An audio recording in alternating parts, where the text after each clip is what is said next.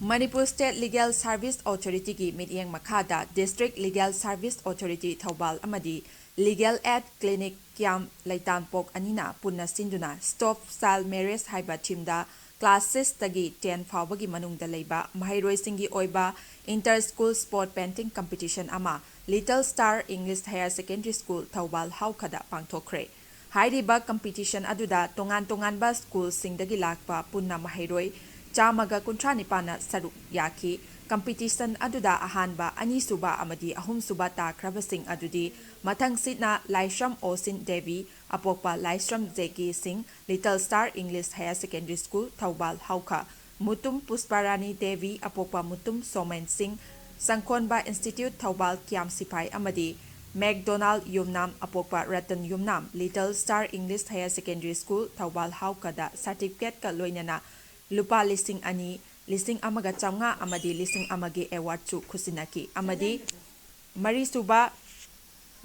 dagi nipan suba phauba takraba mahairoi dasu consolation prize oina lupa chani ga loinana certificate singsu khusinaki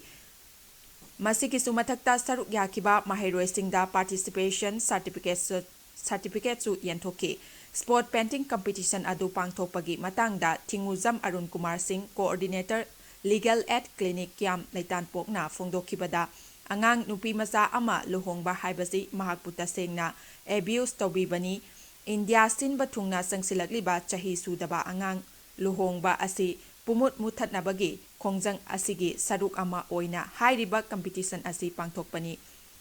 Haugalakliba naharon singda henna wakhal tahanba amadi section khudingmakta leiriba naharol khudimak masa masada leijariba talent amadi knowledge sing puthoktuna child marriage free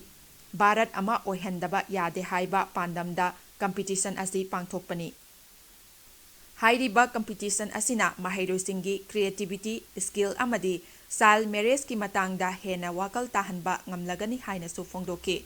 competition aduga mari lenana Prohibition of Child Marriage Act 2026 HAIBA Prohibition of Child Marriage Act 2006 HAIBA topic ta legal awareness program amasu pangthoki hairiba program aduda Thoksom Biswajit Singh advocate na hiram asiga mari lenana wafum kaya thamkibaga loinana saruk